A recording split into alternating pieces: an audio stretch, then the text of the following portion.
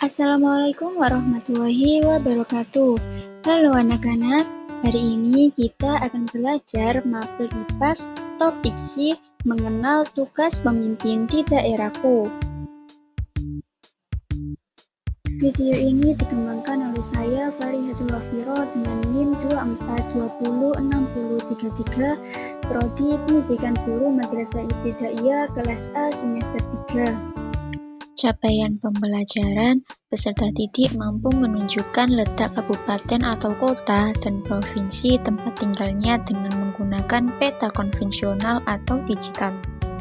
Tujuan pembelajaran, peserta didik mampu menjelaskan tugas pemimpin daerah dengan benar. Selanjutnya, peserta didik mampu memahami hubungan pemimpin daerah yang satu dengan yang lainnya dengan tepat. Nah, di setiap daerah pasti mempunyai pemimpin daerahnya masing-masing. Pemimpin daerah tersebut antara lain ada wali kota, bupati, kecamatan, kelurahan, kepala desa, dan ketua RT ataupun RW. Para pemimpin daerah tersebut tentu mempunyai tugas. Tugas-tugasnya itu berbeda-beda. Apa saja ya? Ayo kita cari tahu. Nah, anak-anak pemimpin daerah itu ada 5. Yang pertama ada wali kota atau bupati, yang kedua ada kecamatan, yang ketiga kelurahan, yang keempat kepala desa, dan yang terakhir ketua RT atau RW. Nah, yang pertama ada wali kota atau bupati. Wali kota atau bupati adalah 2 gelar yang digunakan untuk merujuk kepada kepala pemerintahan di tingkat daerah dalam sistem pemerintahan di Indonesia.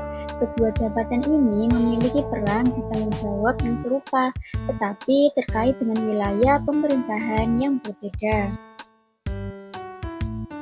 Adapun tugas wali kota atau bupati ini, yang pertama melindungi semua anggota masyarakat di daerahnya, yang kedua menjaga persatuan, kesatuan, dan kerukunan nasional serta keutuhan NKRI, yang ketiga mewujudkan keadilan dan pemerataan dalam segala bidang kehidupan.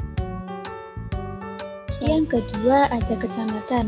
Kecamatan adalah salah satu unit administratif dalam pemerintahan Indonesia yang terletak di bawah kabupaten atau kota. Kecamatan adalah tingkat pemerintahan yang berada di antara tingkat kabupaten atau kota dan desa atau kelurahan. Adapun tugas dari kecamatan itu sendiri, yang pertama pengorganisasian upaya penyelenggaraan ketentraman dan ketertiban umum. Yang kedua, pelaporan dan pertanggungjawaban atas pelaksanaan tugas dan fungsinya kepada wali kota.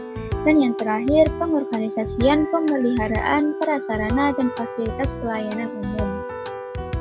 Yang ketiga ada kelurahan. Kelurahan adalah salah satu wilayah administratif dalam sebuah negara atau daerah yang umumnya merupakan bagian terkecil dari sistem administrasi pemerintahan. Adapun tugas dari kelurahan, yang pertama melakukan pemberdayaan masyarakat, yang kedua memelihara ketentraman dan ketertiban umum, yang ketiga melaksanakan pelayanan masyarakat. Yang keempat ada kepala desa. Kepala desa adalah pejabat pemerintahan yang dipilih melalui pemilihan umum dan bertugas mengelola berbagai aspek pemerintahan di tingkat desa, seperti administrasi, anggaran, dan pembangunan. Kepala desa bertanggung jawab kepada warga desa atau kelurahan dan harus memastikan pelayanan publik dan kepentingan masyarakat setempat terpenuhi. Adapun tugas dari kepala desa, yang pertama melakukan pembinaan kemasyarakatan dan pemberdayaan masyarakat desa. Yang kedua melaksanakan pembangunan desa. Dan yang terakhir melaksanakan pelayanan masyarakat. Nah, pemimpin yang terakhir itu ada ketua RT ataupun RW. Anak-anak, perlu kita ketahui bahwa ketua RT dan RW itu berbeda ya. Kalau ketua RT itu adalah pemimpin di tingkat terendah dalam sistem pemerintahan desa atau kelurahan. RT biasanya mencakup sejumlah rumah tangga yang tinggal di daerah yang relatif kecil. Sedangkan ketua RW adalah pemimpin di tingkat yang lebih tinggi dibanding ketua RT. RW mencakup beberapa RT dan mungkin mencakup daerah yang lebih luas.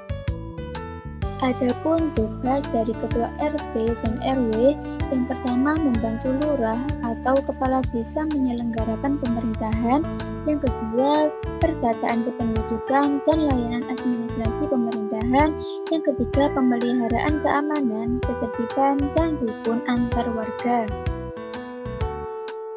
Anak-anak, para pemimpin daerah yang telah dijelaskan tadi perlu memiliki nilai. Nah, nilai apa saja ya yang perlu dimiliki oleh seorang pemimpin daerah? Nah, jadi nilai yang perlu dimiliki oleh pemimpin daerah yang pertama yaitu integritas. Seorang pemimpin daerah harus memiliki integritas yang tinggi, yaitu kemampuan untuk bertindak jujur, adil, dan juga konsisten. Yang kedua, pelayanan masyarakat. Pemimpin daerah harus memiliki komitmen terhadap pelayanan masyarakat. Dan yang selanjutnya, yang ketiga, yaitu adil. Keadilan adalah prinsip kunci dalam kepemimpinan. Seorang pemimpin daerah harus memperlakukan semua warganya dengan adil tanpa memandang latar belakang, suku, agama, atau status sosial. Dan yang terakhir, jujur. Jujur ini adalah sifat atau perilaku yang menggambarkan kebenaran, ketulusan, dan kejujuran dalam perkataan, tindakan, dan niat sebagai pemimpin daerah. Nah, selanjutnya kerjakan soal ini ya. Yang pertama, jelaskan urutan pemerintahan di daerahmu. Yang kedua, siapa yang memimpin pemerintahan daerah? Yang ketiga, mengapa pemerintahan daerah harus bekerja sama dengan masyarakat? Selamat mengerjakan anak-anak. Baik, sekian materi pada hari ini. Terima kasih sudah menonton. Wassalamualaikum warahmatullahi wabarakatuh.